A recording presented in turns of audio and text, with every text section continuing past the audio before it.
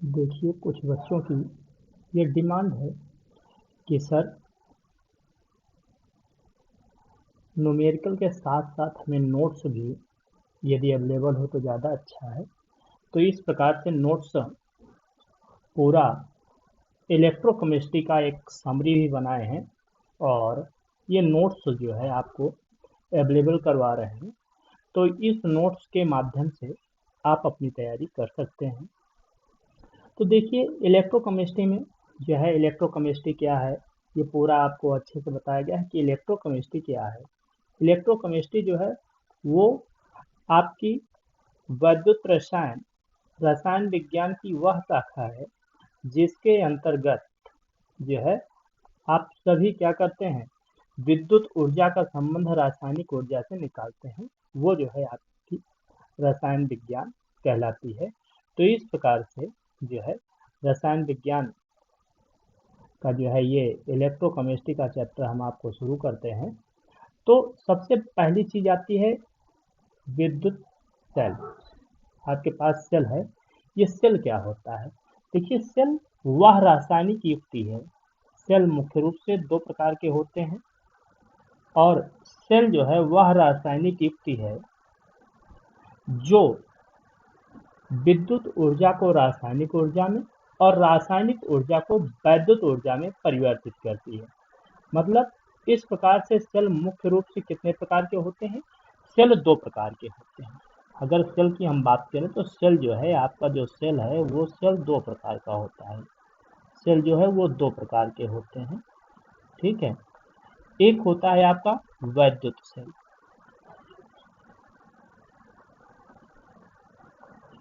वैद्युत रासायनिक सेल, और दूसरा होता है आपका विद्युत अपघटनीय सेल।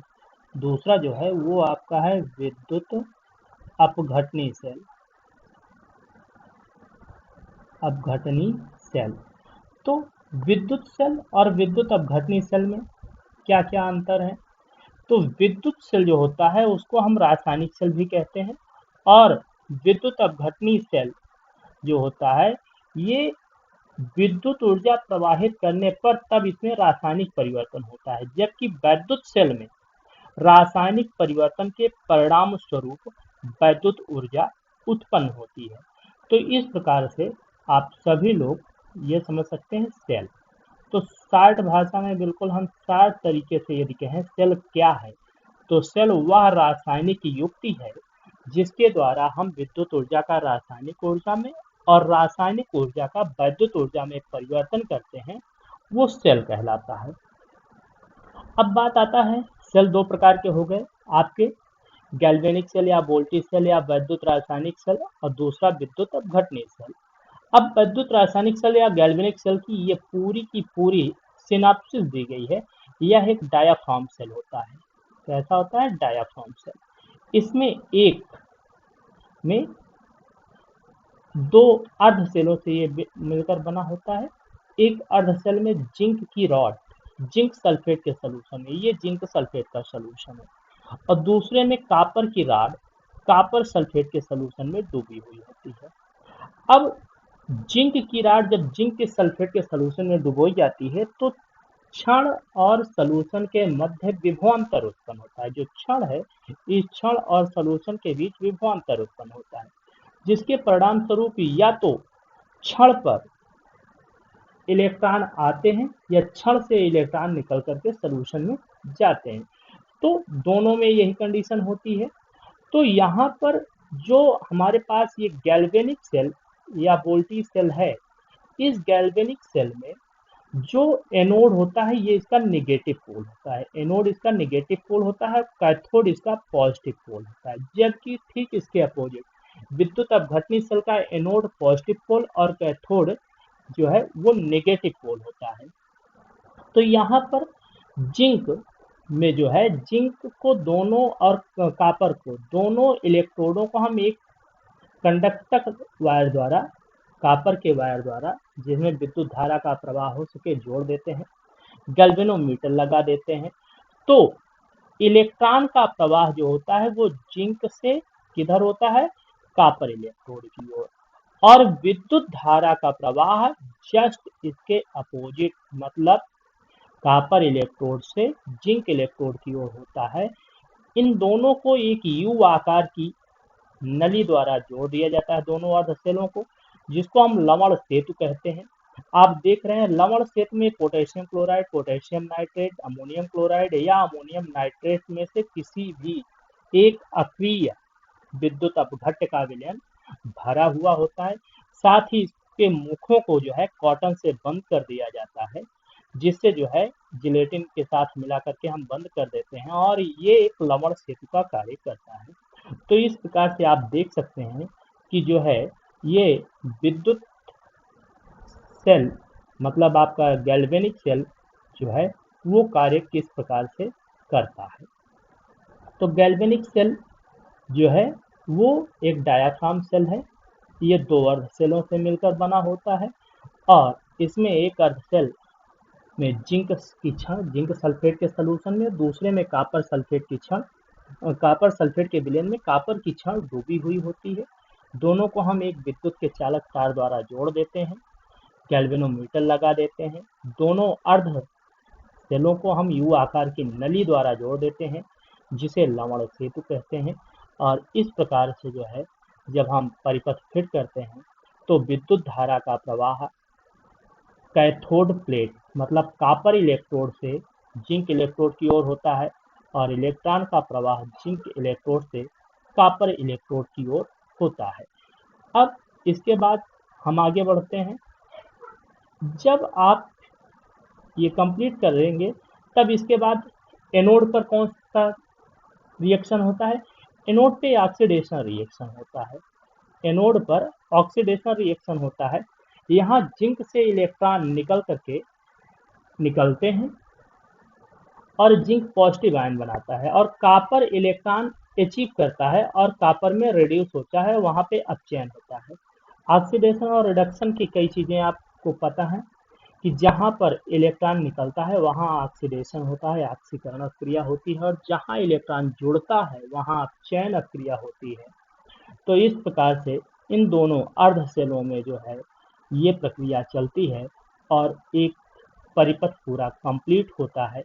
अब संपूर्ण सेल को रेडॉक्स रिएक्शन को हम किस प्रकार से प्रदर्शित करते हैं, वो जिंक की सल्फेट की क्षण यहाँ पर कैसे हम ज्ञात करेंगे। बहुत सारे रिएक्शन में एक सेल परिपाटी दी हुई होती है, जहाँ पर बच्चे अधिकतर गलती कर देते हैं और वहाँ पे वो समझ नहीं पाते कि कैसे न्यूमेरिकल सॉल्व करें, कौन सा इलेक्ट्रोड है एनोड है और कौन सा इलेक्ट्रोड कैथोड है। तो इसके लिए एक बहुत अच्छा शब्द लोन है याद करने का तरीका। यल से लेफ्ट साइड, ओ से ऑक्सीडेशन होता है इस पे, ए से ये एनोड है और ये पोल जो है वो निगेटिव पोल का कार्य करता है। मतलब जो लेफ्ट साइड होगा वो क्या है, वो आपका एनोड है और इस पे कौन सा अपक्रिया होती है, ऑक्सीडेशन अपक्रिया होती है और ये पोल कैसा रहता है, निगेटिव पोल रहता है। तो इस प्रकार से आप जानते हैं कि ई सेल बराबर ई कैथोड माइनस ई एनोड। जब आप लिखते हैं ई सेल तो ई सेल इक्वल आप लिखते हैं ई कैथोड और माइनस ई एनोड। तो यहाँ पर इसके लिए आप कैथोड और एनोड आराम से जान सकते हैं और इसको फाइंड आउट कर सकते हैं। अब इसके बाद जब हम इसमें आगे बढ़ेंगे तो गैल्वेनिक सेल की कुछ स्पेसिफिक कंडीशन होती है। गैल्वेनिक सेल पे अगर कोई बाह्य विभव कैसा होगा, 1.1 वोल्ट से कम होगा, तो ये किसका कार्य करेगा, 1.1 वोल्ट से जब कम होगा तो गैल्वेनिक सेल पर लगाया गया बाह्य विभव जब इससे कम होता है तो जिंक धातु के इलेक्ट्रॉन ऑक्सीकरण तथा कॉपर धातु के इलेक्ट्रॉन पर अपचयन संपन्न होता है और इलेक्ट्रॉनों का प्रवाह जिंक से कॉपर की ओर जैसा कि सेल में दर्शाया गया है वैसे ही होता है।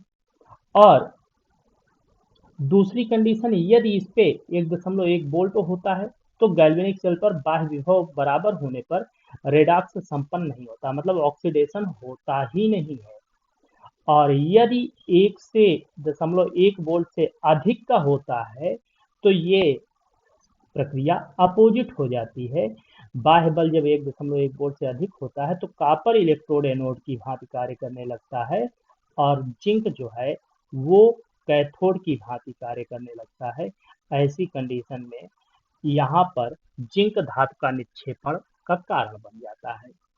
और ये आप देख सकते हैं यहाँ पर ये कैथोड का और ये एनोड का कार्य जो है। यहाँ पर यदि इलेक्ट्रॉन का वोल्ट जो है 1.1 वोल्ट से अधिक होता है तो ये फिनोमिना होने लगती है।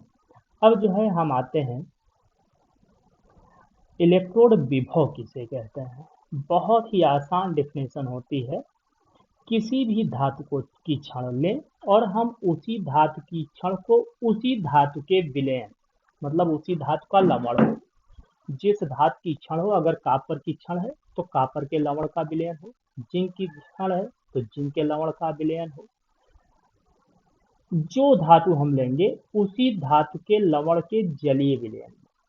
जब उस धातु को हम डुबोते हैं तो धातु की क्षण पर जो है उत्पन्न विभव को हम क्या कहते हैं, उस धातु की क्षण का इलेक्ट्रोड विभव कहते हैं, क्योंकि विलयन और क्षण दोनों के मध्य विभवांतर स्थापित हो जाता है। तो इस प्रकार से उत्पन्न विभव को हम क्या कहते हैं, इलेक्ट्रोड विभव कहते हैं।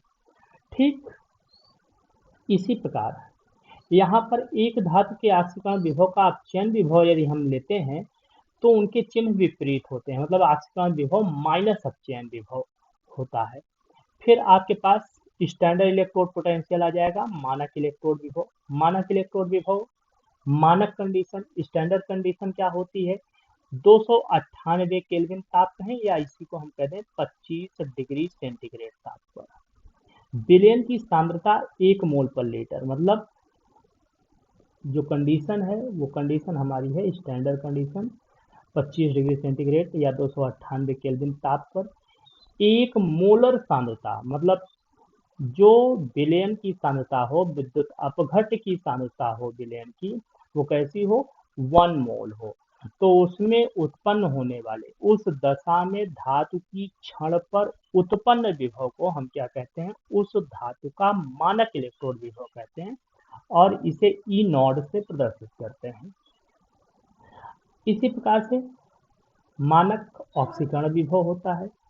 ज्यादातर किताबों में मानक इलेक्ट्रोड विभव से ही सारा काम चलाया गया है।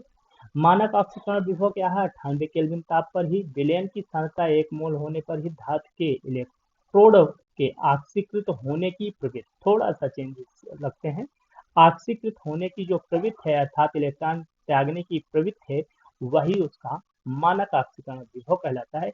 इसे ई नॉट ऑक्सीडेशन सफिक्स में ई एक्स लिखते हैं। मतलब ई नॉट लिखेंगे और यहाँ पे ओ एक्स ये डिफ्रेंशिएट किया जाता है ऑक्सीडेशन, ई नॉट ऑक्सीडेशन करके जो है हम इसको प्रोनाउंसिएट करते हैं, इससे रिप्रेजेंट करते हैं और इस प्रकार जो है आप इसको कंप्लीट कर सकते हैं।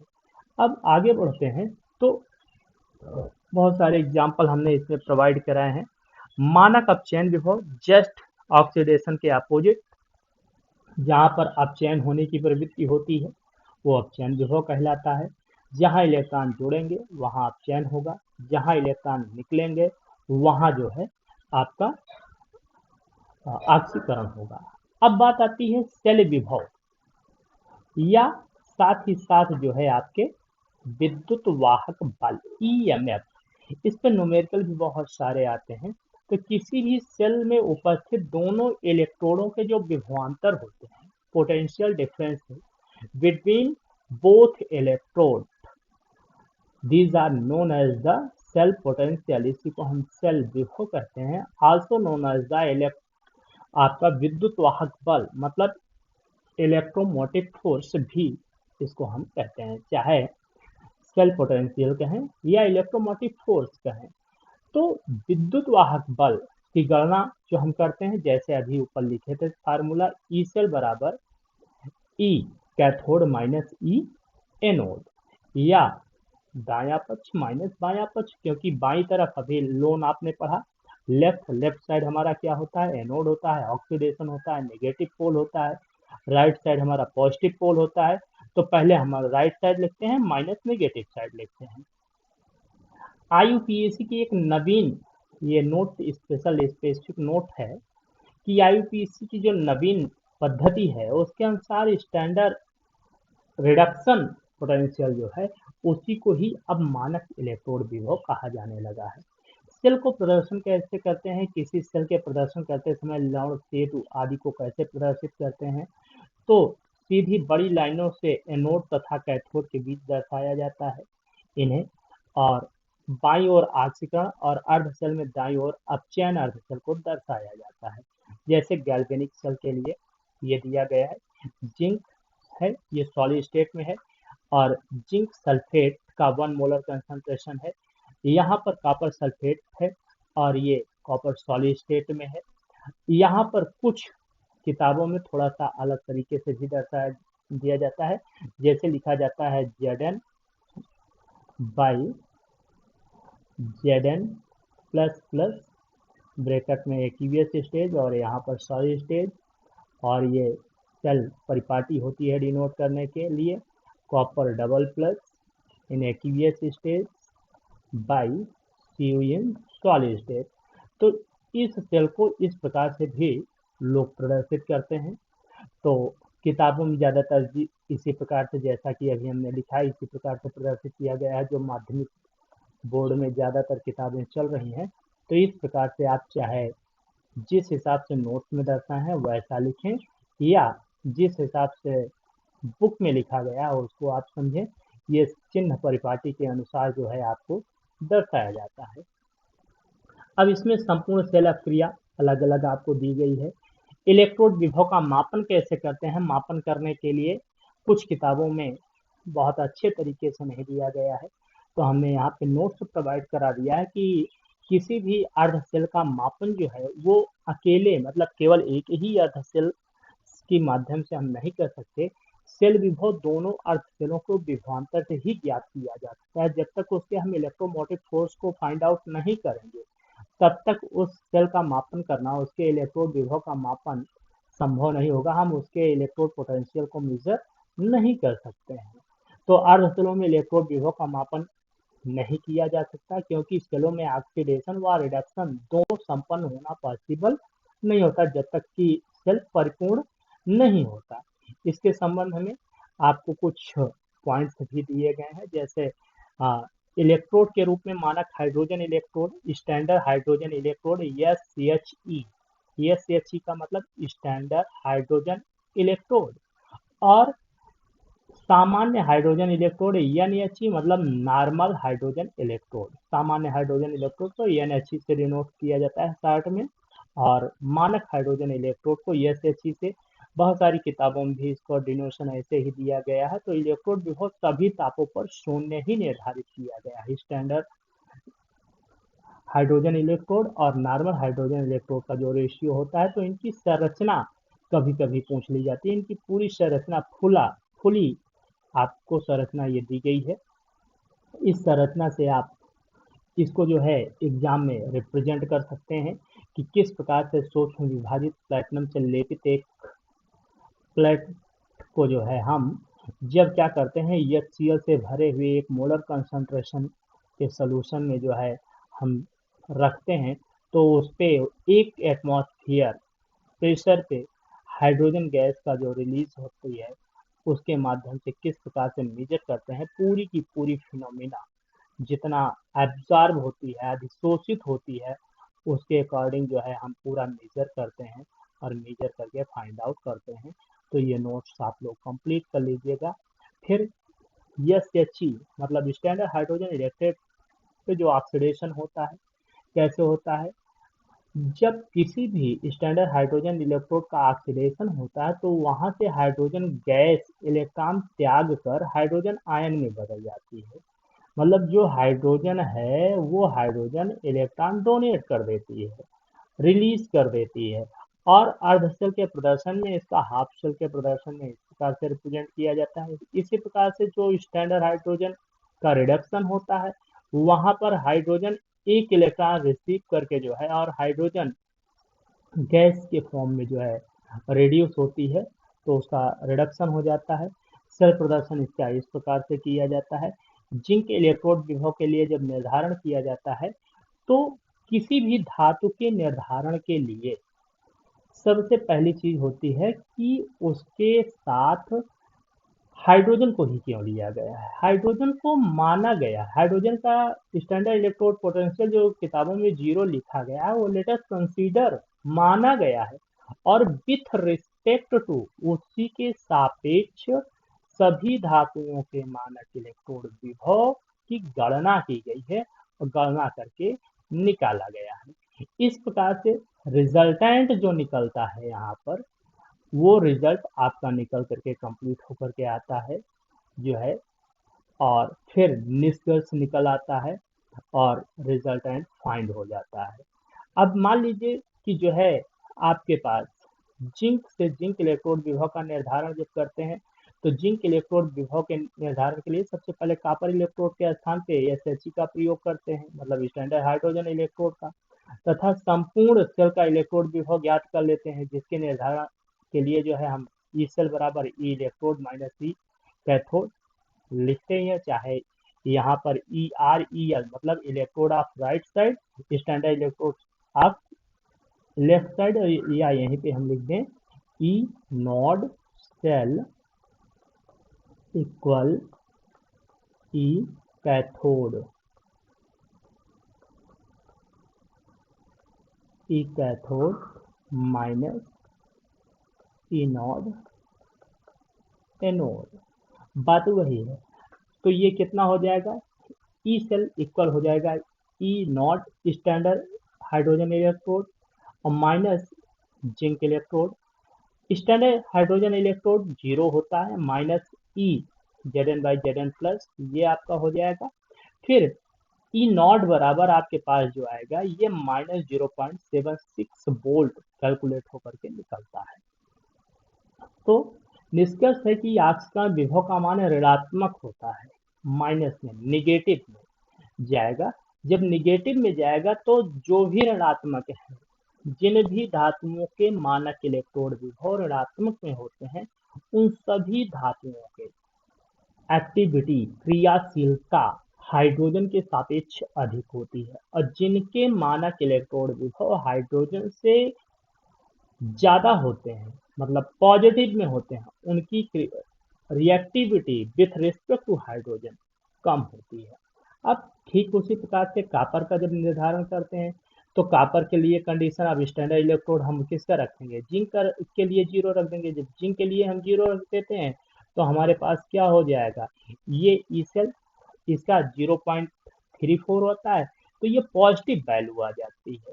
ये पॉजिटिव वैल्यू ये दर्शाती है कि कॉपर की reactivity with respect to hydrogen कम है, जबकि जिंक की रिएक्टिविटी निगेटिव में होने के कारण ये दर्शाती है कि जिंक का स्टैंडर्ड इलेक्ट्रोड पोटेंशियल यदि -0.76 वोल्ट है, तो ये हाइड्रोजन से ज्यादा एक्टिव है, जबकि कॉपर कम एक्टिव है।